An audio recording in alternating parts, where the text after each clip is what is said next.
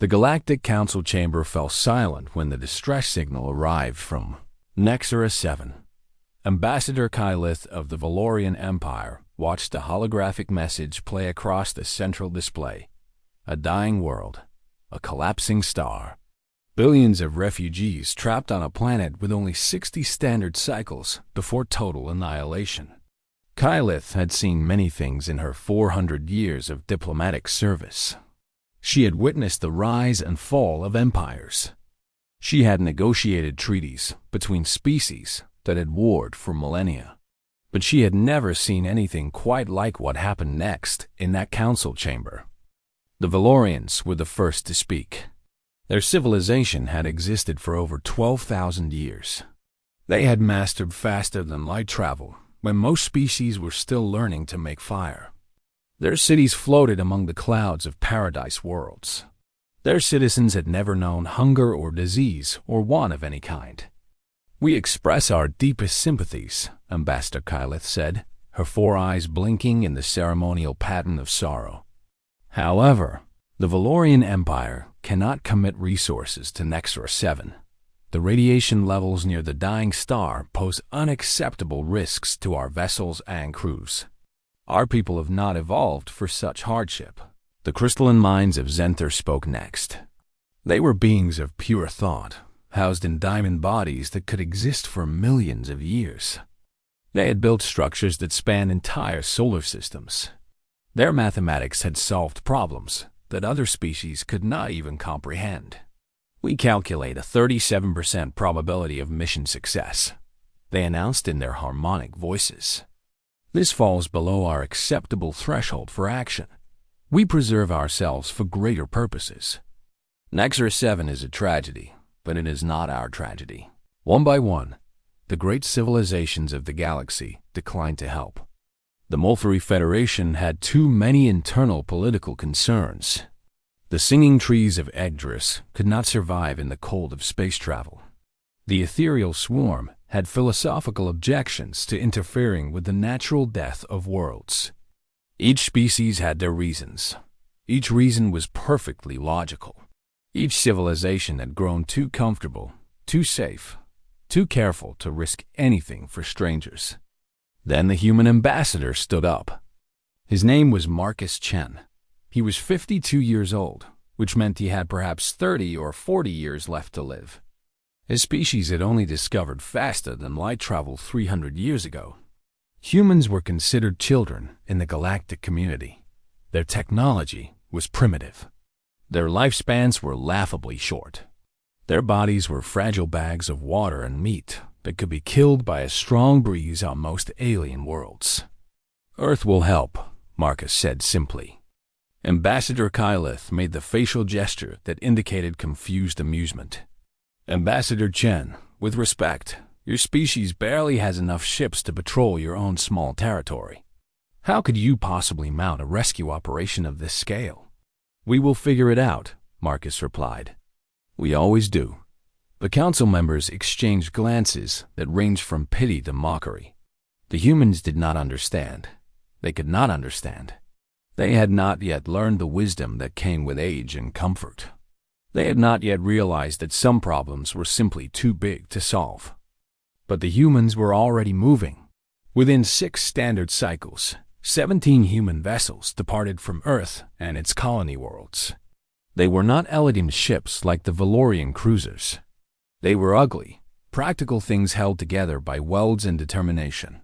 Their crews were not carefully selected elites. They were volunteers. Teachers and farmers and factory workers and retired soldiers. People who had jobs and families and 1,000 reasons to stay home. They went anyway. Captain Sarah Okonkwo commanded the lead ship, the UNSS Persistence. She was 61 years old and had spent 30 years hauling cargo across the solar system. When the call for volunteers went out, she had been 3 days from retirement. Her wife had begged her not to go. Her children had called her foolish. Her doctor had warned that the radiation exposure would likely shorten her already limited lifespan. "Someone has to go," Sarah had told them. "And if not me, then who?" The journey to Nexera 7 took 12 cycles. The human ships pushed their engines beyond their rated limits. They burned fuel at dangerous rates. They cut every corner and ignored every safety protocol. When the Persistence's main reactor showed signs of instability, the engineering crew simply welded extra shielding around it and kept flying. They arrived at Nexera 7 to find chaos. The planet was home to a species called the Nexari. They were tall, slender beings with silver skin and large, dark eyes. They had built a beautiful civilization of artists and philosophers. They had never developed weapons or war machines. They had never needed to. Their world had always been peaceful. Their sun had always been stable, until it was not. The Nexari had no evacuation plans. They had no emergency protocols. They had spent so many generations in comfort that they had forgotten how to struggle. When their sun began to die, they had simply waited for someone to save them. The human ships began immediate evacuation operations. The Persistence alone could carry perhaps 2,000 refugees. There were over 3 billion Nexari on the planet. The mathematics were impossible. Captain Okonkwo did not care about mathematics.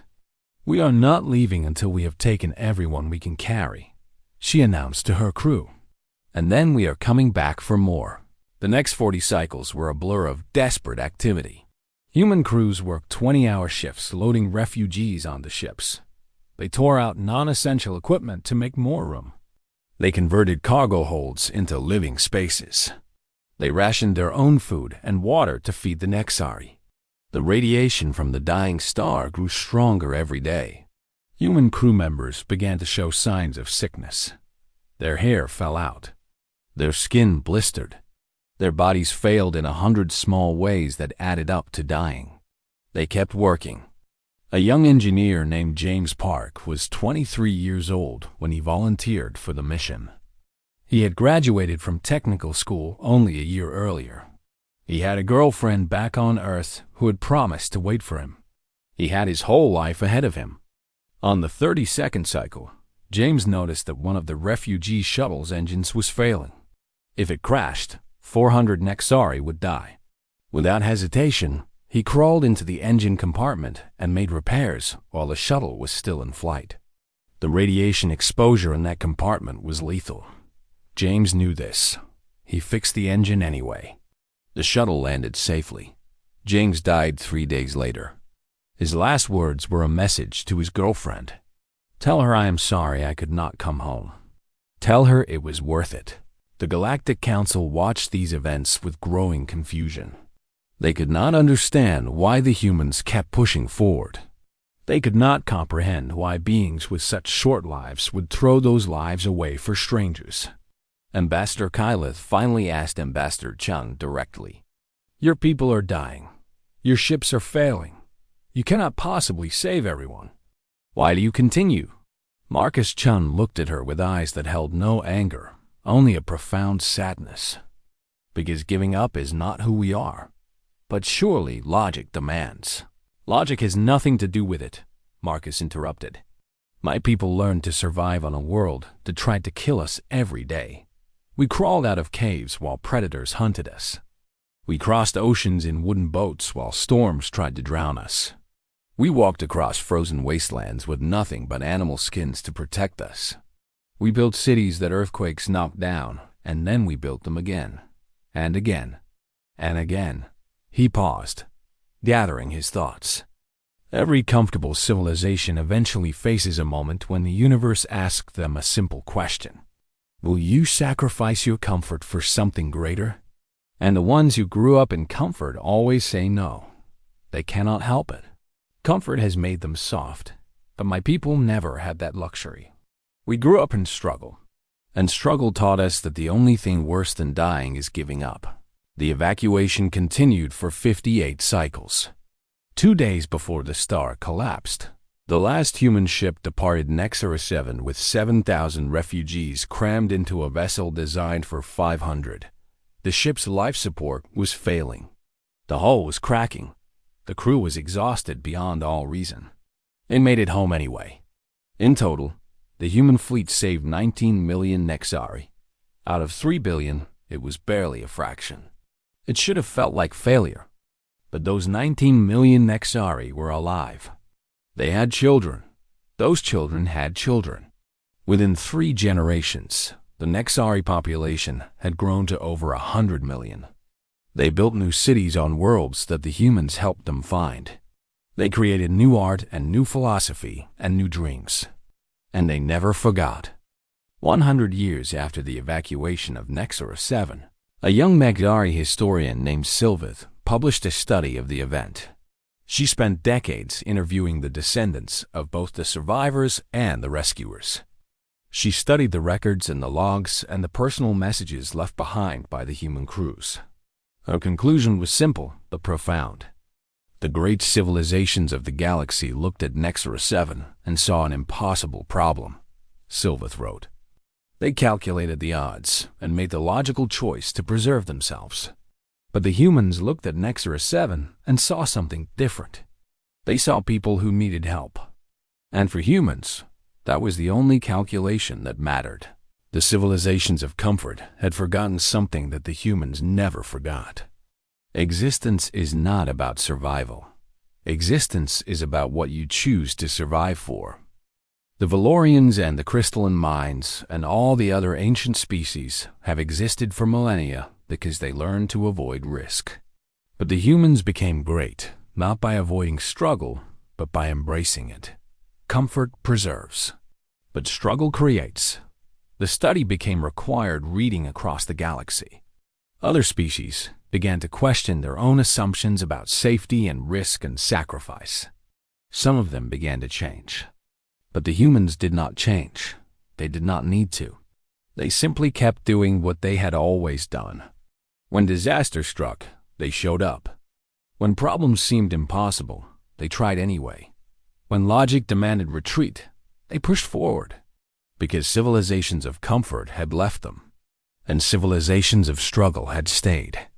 Captain Sarah Okonkwo did not live to see the full impact of her mission. The radiation exposure shortened her life by almost 2 decades. She died at the age of 73, surrounded by her family and a delegation of Nesari who had traveled across the galaxy to thank her. Her last words were recorded for posterity.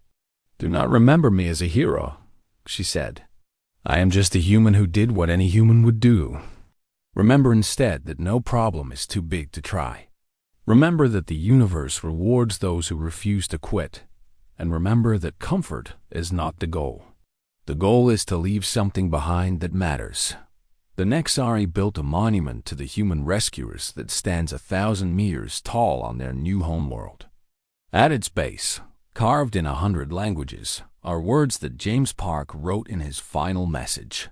Some things are worth dying for. Living for nothing is not worth doing. The galaxy learned many lessons from Nexara 7, but the most important lesson was the simplest one. When everything seems lost, look for the humans. They will still be fighting.